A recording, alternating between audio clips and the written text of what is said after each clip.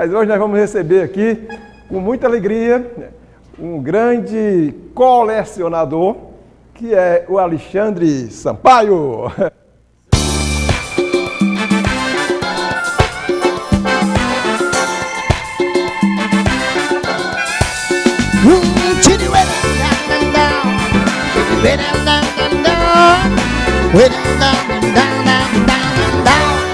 Programa do Auri. É isso aí, desculpa aí pelo Sampaio, viu? Que é isso? É Soares, né? Soares. Seja bem-vindo. Muito obrigado por ter vindo. Eu que agradeço a oportunidade, agradeço a todos, porque para mim é uma honra estar aqui. Alexandre, muito bom estar com você. Eu que agradeço. Mas aí, essa coisa de colecionador, não entendo muito da coisa, então eu quero que você me dê uma aula sobre isso aí hoje, né? Para mim e para aquelas pessoas que nos assistem, com certeza, né, tá querendo, aí curiosas em saber como é que é essa vida de colecionador. Rapaz, essa vida de colecionador hoje é difícil, porque hoje o mercado é imenso, é gigantesco o mercado de quadrinhos. O cinema tem ajudado muito, porque desde 2000 a gente tem tido produções e produções de personagens praticamente durante o ano inteiro. Você tem filmes de super-heróis e isso me ajudou muito na minha leitura. Eu aprendi a ler lendo quadrinhos, muito incentivado pelo meu pai também.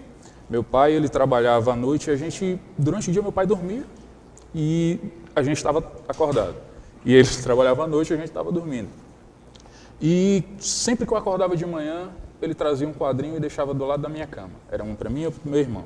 Então eu comecei a ler quadrinhos influenciado pelo meu pai. E isso foi me dando gosto, eu aprendi a ler, comecei a ter um amor por aqueles personagens.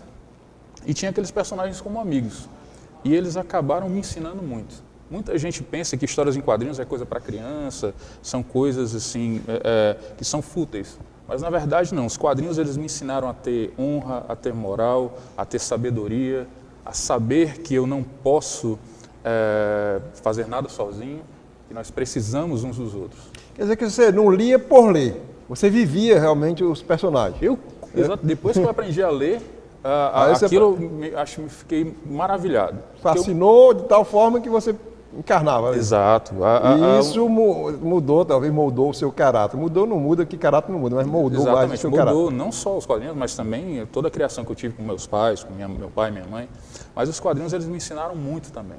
A primeira vez que eu comprei um quadrinho, inclusive que eu trouxe para mostrar. Esse é o seu primeiro quadrinho? Foi. Isso daqui foi a primeira vez que eu comprei, foi em 1989. 89. Estava na banca na época, foi em comemoração de 50 anos do Batman. E eu achei maravilhosa a capa na época, eu quis saber mais sobre o personagem, então eu acabei comprando isso daqui na banca na época e eu achei maravilhoso. E ao passar dos anos a gente vai aprendendo e discutindo que essa daqui até hoje é a HQ do Batman mais vendida. Mas essa é a original ou não? Essa é a original. É a original mesmo? Você isso comprou? É original, comprei na banca em 1989. 89. Né? Isso, eu estudava na Colégio Santa Cruz, na Parangaba, tinha uma banquinha lá na frente, eu passei e vi, achei maravilhoso e pedi para minha mãe, infernizei ela durante uma semana até ela comprar, acabei comprando. E isso é uma HQ extremamente política. Depois que eu comecei a crescer, que eu comecei a estudar, eu vi o quão importante esse quadrinho não era só um quadrinho. É um quadrinho que fala não só sobre o Batman, quando o Batman tinha seus 60 anos, ele já estava aposentado e ele precisa voltar porque Gotham passa por um sério problema de gangues. E isso envolve política, envolve a presidência dos Estados Unidos, envolve o Superman, envolve um emaranhado de situações que não parecia que eu estava lendo uma história em quadrinhos, parecia que eu estava vendo um filme no ar. Isso é um dom especial, né? Porque eu, pelo menos, lia muito quadrinho, eu nunca me encarnei assim, nunca vi dessa forma. Eu lia mais assim, a título de me divertir um pouco, passar tempo, essas coisas tudo, mas assim, nunca vivi assim, uma história, nunca percebi, né, de que essa leitura pudesse me conduzir assim, a esse conhecimento mais amplo, né? Não aquela só o momento ali da diversão, só o momento do passatempo, né? Não, exatamente. Quando eu iniciei também, era como passatempo. Só que depois a gente começa a notar que aquilo dali ele continha mensagens. E essas mensagens eram mensagens sérias, não eram nada assim que você... nada fútil. Era, na verdade, algo extremamente sério, extremamente correto, que falava realmente sobre uma verdade, que falava sobre política, que falava sobre direitos, que falava sobre inclusão social, inclusive. Como na década de 70 ainda existia a grande segregação dos Estados Unidos, o racismo, e a Marvel introduziu o primeiro personagem negro nos quadrinhos, que foi o Luke Cage, que quebrou um paradigma imenso.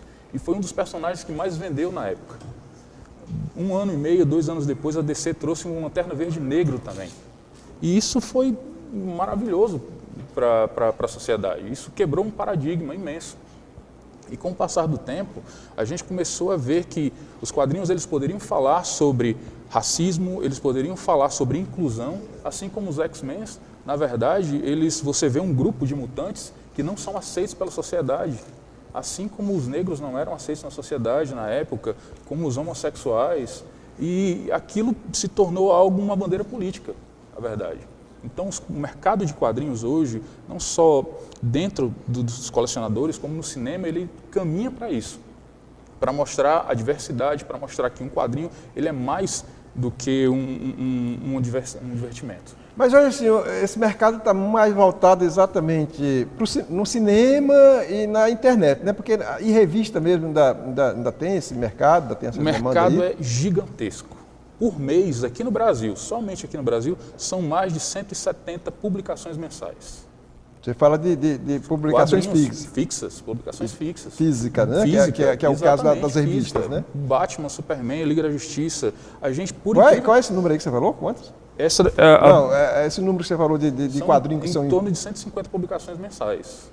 Fixas, fora as nacionais, HQs nacionais, que nós temos grandes escritores nacionais, desenhistas nacionais, como tem um grande amigo meu, que é o Jean Sinclair, que é um desenhista fantástico. Ele também produz HQ. Mas existe um mercado mesmo do cara ainda ir lá na banca, lá na coisa e comprar? Existe. No Brasil, é o segundo maior mercado do mundo, o mercado de quadrinhos no Brasil. A gente tem edições de quadrinhos hoje que chegam a custar R$300. Porque antigamente não, mas um pouco ali atrás, que antigamente eu não sou antigo, né? Nenhum de nós. Eu era bem novinho. Então, a gente andava por aí, via alguém lendo uma revista, um quadrinho, né? Uma coisa. Hoje você não vê mais, você só vê os caras parecem uns robôs aqui no celular, né? Você vai lá e está no celular, não está na... Exato. Quem é esse público aí? Ainda existe um grande público aqui, principalmente aqui em Fortaleza. Existem diversas feiras de quadrinhos aos finais de mês aqui, que são vendas, trocas. Os colecionadores estão espalhados pela cidade inteira, não só aqui, mas durante o Brasil inteiro. Eu tenho amigos no Rio Grande do Sul, eu tenho amigos em São Paulo que são colecionadores já há 30, 40, 50 anos. Mas no caso assim, no seu caso de colecionador, você só acumula, guarda ou vocês têm um mercado? Vocês não, têm existe distribuição? Nós colecionadores a gente compra e guarda. Só que com o passar do tempo a gente ajuda os amigos, tem novos colecionadores vão surgindo e a gente acaba ajudando aqueles novos colecionadores. Existe um mercado de compra e venda, de troca, dessas coisas? Existem diversas páginas aí nas redes sociais de compra, venda, troca, de bate-papo. Muitas vezes a gente se reúne no final de semana só para discutir, só para ver como aquela edição funciona naquele mês, como aquele personagem vai sair daquele problema. Rapaz, existe isso? Existe. Não passava pela minha cabeça que existia aí desse grupo de pessoas que... Para você ter ideia, eu estudei no Instituto Federal e na minha cadeira de psicologia, o meu trabalho foi sobre o Batman. Foi sobre a psique do Batman devido ao assassinato dos pais dele. Como aquilo mexeu nele como criança e fez ele se tornar o que ele se tornou, que foi o Batman. Que ele jurou que ninguém merecia passar pelo que ele passou, a perda dos pais. Ele jurou defender a justiça e a honra exatamente por aquilo. Você defendeu assim, tipo que o tese, o trabalho? Foi a ideia dele. A ideia dele, exatamente. Defendia a psicologia do Batman. O que ele se tornou, como aquilo moldou ele para que ele se tornasse um herói. Porque, geralmente, quando acontece uma tragédia nas nossas vidas, a gente tende a pegar 2 pontos. Ou aquele ponto da revolta, de você deixar de acreditar na sociedade, deixar de acreditar nas pessoas, ou você pegar aquele acontecimento e transformar em algo maior que vai lhe ajudar na vida. E foi o que o Batman fez. Nesse caso do Batman, né? Exatamente. Exato. Você fala muito do Batman, né? Você é um dos personagens favoritos, mas existem outros. Eu sou um grande admirador do Superman, eu sou um grande admirador do Homem-Aranha também, e de grandes escritores também. O Alan Moore, que ele se aposentou agora dos quadrinhos, mas ele escreveu as maiores obras literárias, porque os quadrinhos são obras literárias, são livros como qualquer outro. E Neil Adams, que foi desenhista do Batman da década de 70, ele disse o seguinte: se o melhor desenhista do mundo e o melhor escritor do mundo se juntassem para escrever alguma coisa, o que sairia seria uma história em quadrinhos. Essa coisa dos quadrinhos aí com a Disney, tem relação isso aí? Qual é a relação? Tem. Assim, a Disney, ela comprou a Marvel em 2007, né? Ela adquiriu a Marvel Studios em 2007 e se tornou essa gigante que ela é hoje. Hoje ela é dona da Marvel Studios, é dona da Fox e fez com que saíssem cada vez mais filmes, mais produções. É tanto que Vingadores Ultimato agora se tornou a maior bilheteria de todos os tempos, batendo Avatar. Outra que está aí bombando aí, novamente, é o Rei Leão, né? O Rei Leão é fantástico, eu assisti semana passada, é maravilhoso o Rei Leão. Quem assistiu de 94 e assistiu esse, sai com a alma lavada, sai do mesmo jeito. Engraçado que eu tenho um neto que foi assistir o Rei Leão, sabe qual é a idade do neto? E foi o mais atento de todos da plateia. Diga a idade do neto aí, era o mais atento de todas as plateias. 20 anos. 2 meses.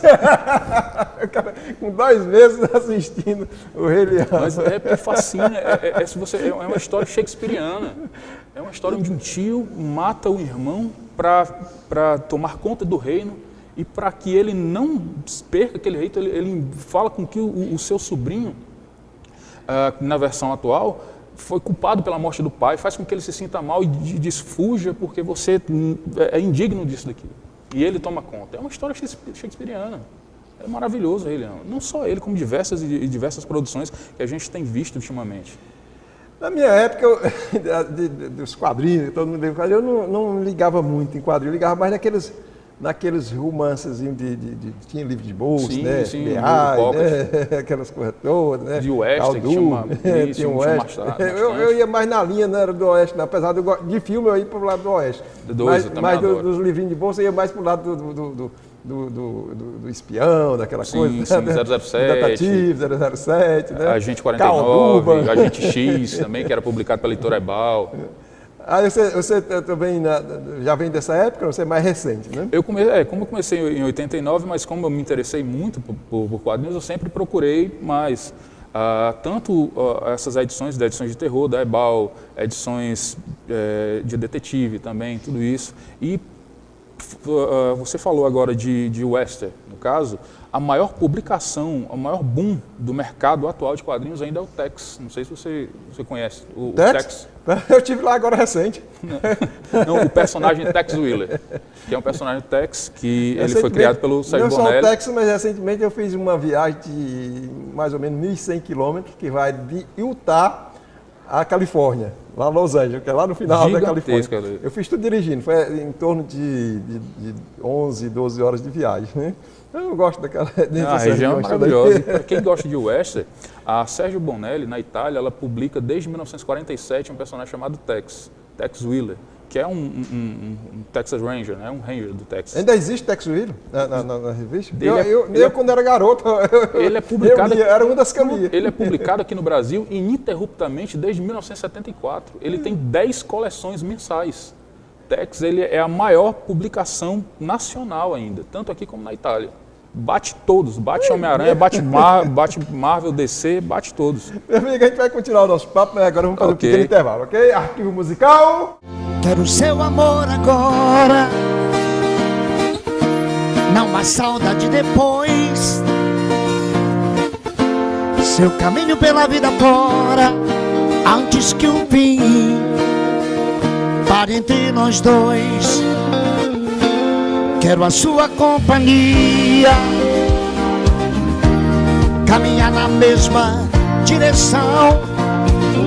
É certo que um certo dia a vida nos separe em alguma estação.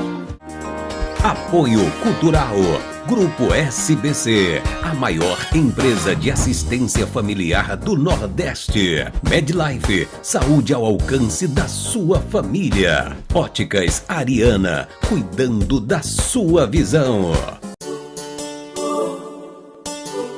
Em 1996, foi criada pelo empreendedor Auri Nogueira a empresa Sistema Benemérito Cearense Limitada, mais conhecida como SBC. Em parceria juntamente com a Associação Sociedade Beneficente Cearense, revolucionou o mercado de vendas de planos de assistência familiar no estado, com a implantação de um sistema personalizado e adequado ao perfil do cliente. Com profissionais altamente capacitados, a SBC oferece aos clientes serviço funerário diferenciado, como urnas modernas de luxo e personalizadas, tanatopraxia, reconstituição facial, ornamentação floral natural, traslado nacional e internacional e o Centro de Velório da Parangaba. São 4 tipos de planos: clássico, executivo, luxo e VIP. Tudo isso para atender da melhor forma possível aos nossos associados. Além da matriz, a SBC conta com 21 filiais espalhadas no interior cearense e nos estados do Piauí e Rio Grande do Norte.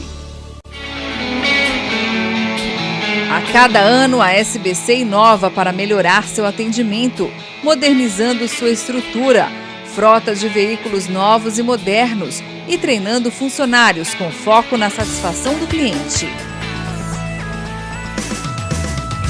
A instituição se destaca na prestação de serviço à saúde, com uma clínica ultramoderna, oferecendo diversas especialidades médicas, como clínico geral, ginecologia, obstetrícia, pediatria, psicologia, assistência social e odontologia, ortodontia e odontopediatria, atendendo por ano cerca de 20 mil pessoas, que também são beneficiadas com o serviço de ambulância básica.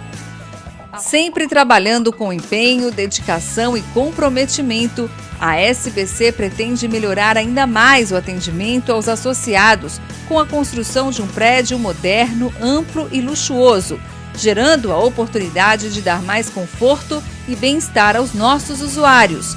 A meta da empresa é a busca constante da satisfação dos clientes. Olá pessoal, sou Alegria. Eu, Auri Nogueira, presidente do Grupo SBC, juntamente com a minha equipe, vamos receber a sua família com o maior carinho, atenção e respeito que você merece. A SBC é a mais bem conceituada empresa de assistência à família do Nordeste. Venha fazer parte dessa família você também. SBC e você, unidos para sempre.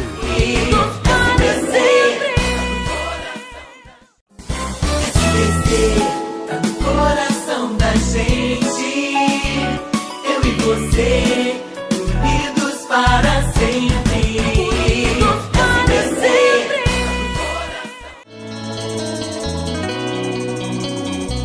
Era um garoto que, como eu, amava os Beatles e os Rolling Stones. Girava o mundo sempre a cantar as coisas lindas da América. Não era belo, mas mesmo assim havia 1000 garotas afim. Cantava Help, I'm Ticket to Ride, Oh Lady Jane Yesterday. Cantava Viva da Liberdade, mais uma carta sem esperar. Na sua guitarra o separou, fora chamado na América. Stop com Rolling Stone, stop com Beatles Song. Mandado foi ao Vietnã lutar com Vietcong. Vamos lá! Cha-cha, cha-cha, cha-cha, cha-cha, cha-cha, cha-cha,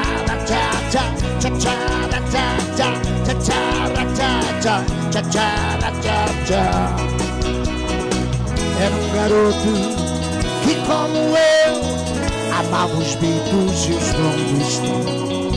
Girava o mundo, mas acabou fazendo a guerra no Vietnã. Cabelos longos não usa mais, nem toca sua guitarra assim. Um instrumento que sempre dá a mesma nota. Não tem amigos, nem mais garotas, Só gente mortas caído ao chão. Ao seu país não voltará, pois está morto no Vietnã. Stop com Rolling Stone, stop com Beatles Song. Num peito, no coração não dá, mas duas medalhas sim. Ready, go!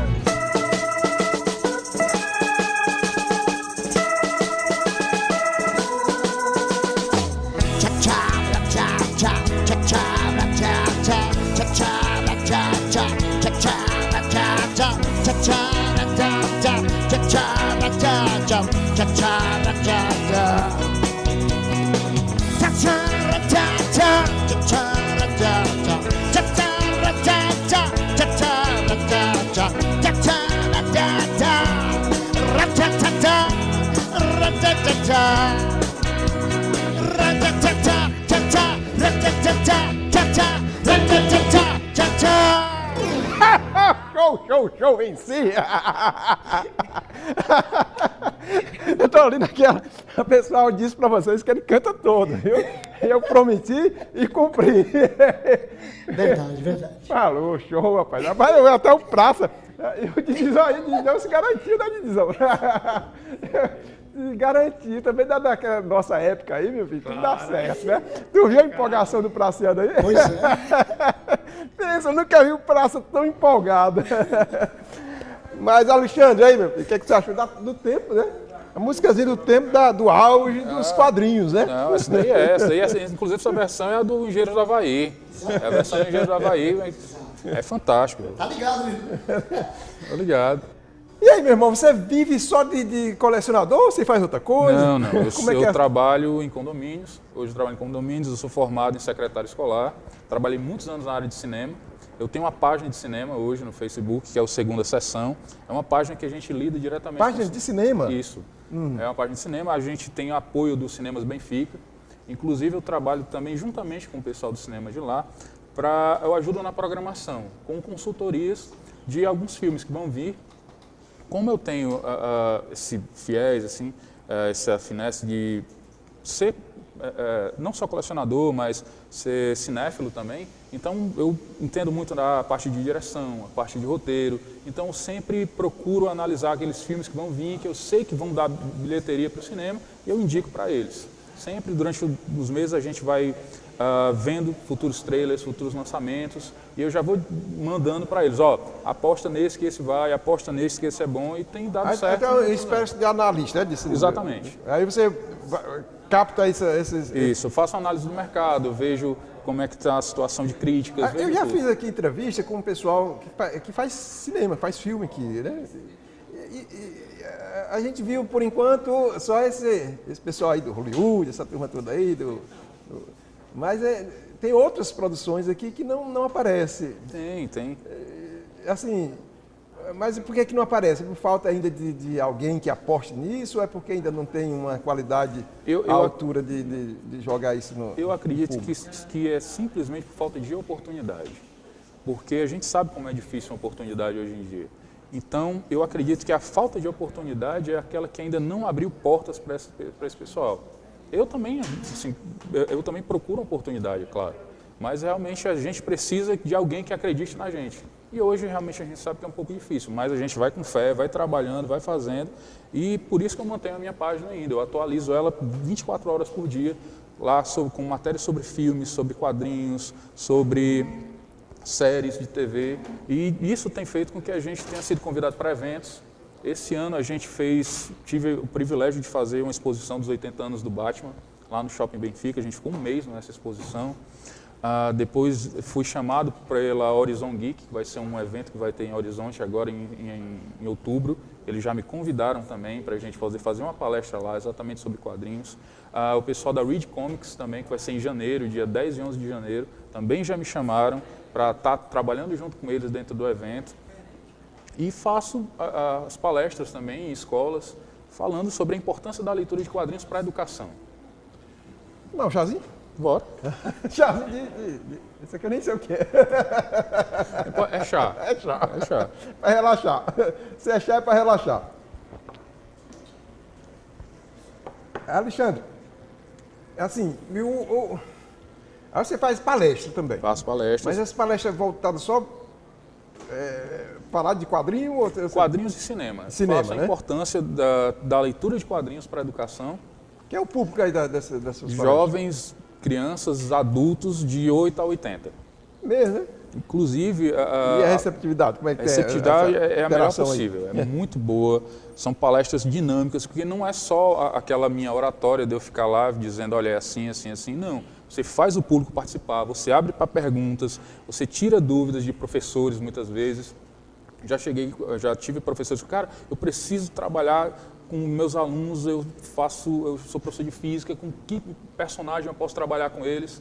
Então a gente já dá aquela dica, ó, trabalha com esse personagem, analisa dessa forma, tal, mas primeiro de tudo, leia quadrinho. Leia, porque muitas vezes você pega aquela pergunta casca de banana que se você não souber, o aluno já, ixi, esse daí não sabe de nada não. Você tem que ler e tem que saber para poder falar. A leitura é muito interessante e o quadrinho ele estimula, né? Maravilhoso, ele estimula a leitura, os meus filhos hoje, graças a Deus, eu tenho 2 filhos, o Eric e o Eric Vinícius, que é o meu mais novo, e o Jorge Lucas, que exatamente é por causa de Star Wars, que é o diretor de Star Wars, sou muito fã de Star Wars também. Eles hoje são leitores de quadrinhos também, eu incentivo muito eles também a essa tipo de leitura. E aprenderam a ler cedo, graças a Deus. É, porque quando você tem um tipo de leitura que você é estimulado a ler, isso gera um hábito, né? Cria-se Sim. um hábito e, consequentemente, você abre, se você tem um hábito de leitura, se faltar o quadrinho lá, ele lê o que tiver pela frente. Né? Exato. Isso E infelizmente a gente tem visto que tem se perdido um pouco hoje. A gente vê que a gente existem livrarias fechando. Isso eu acho um crime, porque tudo bem, a internet está aí para isso, é muito rápida a informação, mas eu acho que nada substitui um bom livro. Nada. Um livro, um bom quadrinho. Absolutamente nada. O livro, a pessoa que lê, é comprovado, a pessoa que lê é a pessoa que tem mais sucesso em todas as coisas que faz na vida. Se ele é um palestrante, ele gosta de ler, será um bom palestrante. Se ele é um empresário. Inclusive, eu aprendi, Alexandre, que os maiores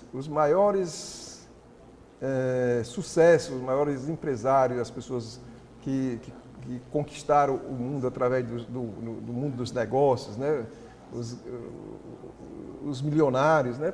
Todos eles, foi feita pesquisa, a grande maioria deles eram pessoas que gostavam de ler, né?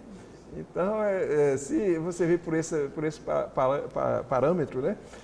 Você percebe que a leitura eleva, né? Em todos os sentidos, né? E eu estive observando muitas vezes assim, pessoas que gostam de ler, geralmente eles têm uma facilidade assim, de comunicação mais fácil, né? Sim. É isso aí, meu irmão. Mas assim, um pouquinho da internet aí. Você tem divulgado o seu trabalho, porque você sabe que a internet é o grande lance do momento. A gente tem né? divulgado. Do momento e do futuro, né? Não, com certeza. A gente tem a nossa página no Facebook, que a gente mantém lá, que é o Segunda Sessão, que é atualizado praticamente 24 horas por dia. Como é que é mesmo esse cinema lá na página de cinema? Eu entro na sua página para fazer o quê? Para ver o quê? Quando você entra na minha página, a primeira coisa que você vê é notícias. Lá são notícias de produções, o que está vindo por aí. Tudo notícia, mas na área na área de cinema, na área de quadrinhos. Certo. Também. São lançamentos que estão acontecendo lá fora, são filmes que estão entrando em produção, são filmes que estão entrando em pré-produção, são lançamentos, são críticas de filmes que estão saindo agora. E eu faço todo esse trabalho dentro da minha página e também publico dentro do Facebook dos Cinemas do Benfica as minhas críticas dos filmes que estão vindo. Ajudo eles na programação.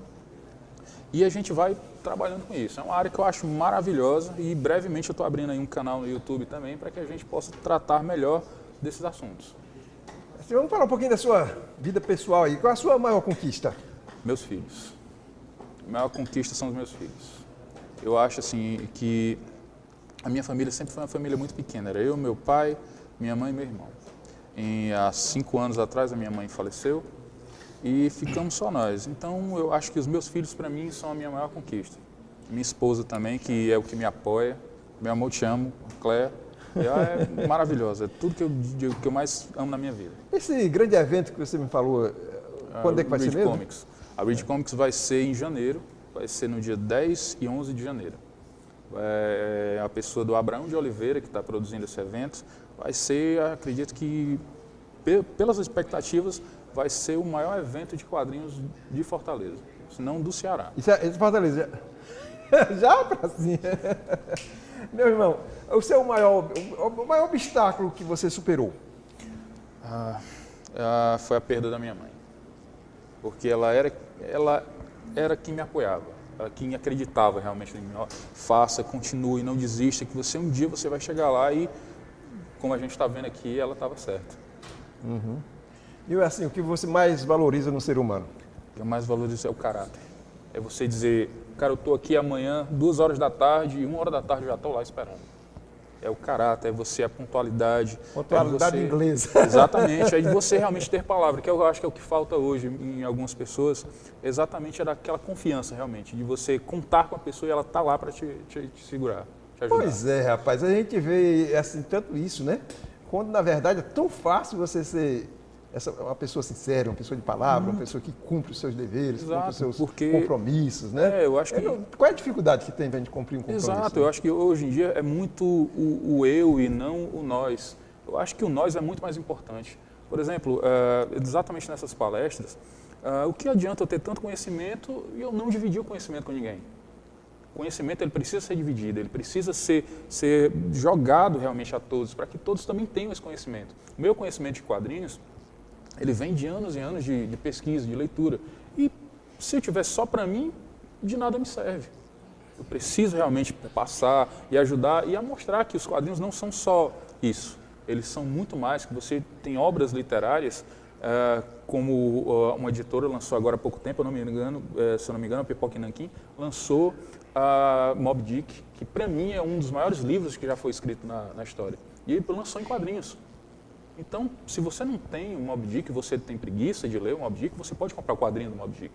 Então, você pode ler. Eu acho também que o mercado ele precisava ser um pouco mais abrangente. Hoje em dia, muitos pais não têm com aquela condição de comprar todos os meses quadrinhos para os seus filhos. Que eu acho que as editoras elas poderiam ter mais essa facilidade. Ter um nicho de quadrinhos que fosse um pouco mais barato para que fosse mais popular. Um quadrinho popular para que todos lessem. Eu acho que isso é o que está faltando. Talvez essa seja essa falta dessa... E os incentivos das escolas também. Exatamente, né? incentivo das escolas. Né? Exato. Meu querido amigo, muito obrigado por você ter vindo, mas eu que agradeço. O tempo voou. Demais, hein? Pensei que... Obrigado, meu irmão. Muitíssimo obrigado, tudo foi uma honra. Hein? Sucesso para você. Muitíssimo obrigado. Arquivo musical, contatos para show. 8744-8874, falar com o Didizão. É isso aí, esses caras são show mesmo. É show, é só alegria.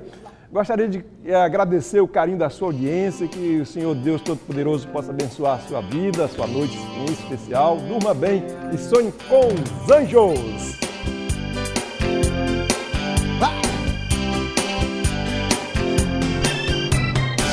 Chamo por você quem atende. De repente uma luz acende. Ela não está. Me diz a voz que vem do interfone. Não sei se vai chegar. Volte amanhã, mas antes telefone. Ela me deixou desiludido. Programa do Auri. Apoio Cultural. Grupo SBC, a maior empresa de assistência familiar do Nordeste. Medlife, saúde ao alcance da sua família. Óticas Ariana, cuidando da sua visão.